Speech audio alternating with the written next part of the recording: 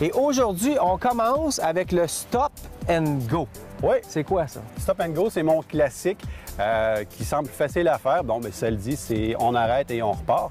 Le Stop and Go, je m'amuse souvent à dire, c'est mon concentré de technique. Si vous avez un exercice à retenir et à pratiquer et à être excellent, c'est le Stop and Go. On retrouve pratiquement un paquet de petites techniques, de petits mouvements importants juste dans le Stop and Go. OK. Moi, personnellement, je le pratique encore en cachette. Certains pilotes experts aussi le pratiquent encore en cachette. C'est quoi? Stop and Go, c'est pas compliqué. C'est vraiment, on avance sur 10-15 pieds, on arrête la moto. On met le pied par terre? Non, on garde l'équilibre OK.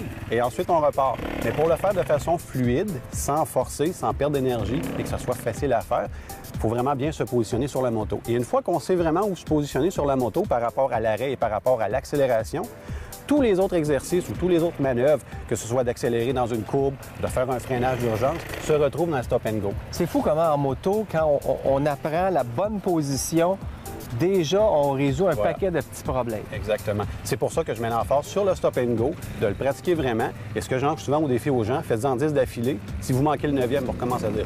Et ça travaille l'équilibre, ça travaille vraiment la balance de la moto. L'équilibre, la balance de la moto, où se positionner sur notre moto.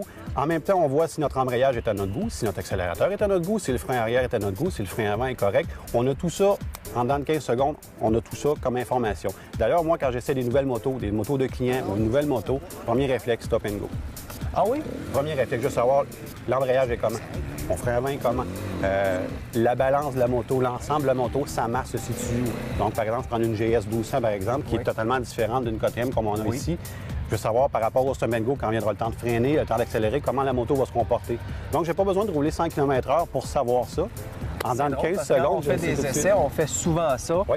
Pour, déjà, quand tu t'assois sur la moto, ça te donne une impression, mais en travaillant justement l'embrayage, le freinage, tu apprends vite comment elle va se comporter. 100 de l'information dans peu de temps et c'est facile à faire. Pas besoin de beaucoup d'espace. On peut faire ça dans une petite ruelle chez eux ou dans un chemin de gravel. Donc, c'est un exercice qui nous garde en forme aussi parce qu'on peut le faire plusieurs fois et c'est très payant. Je le suggère fortement. Bien, merci, Don. Puis on va se retrouver au fil des prochaines semaines. Pratiquez ça chez vous.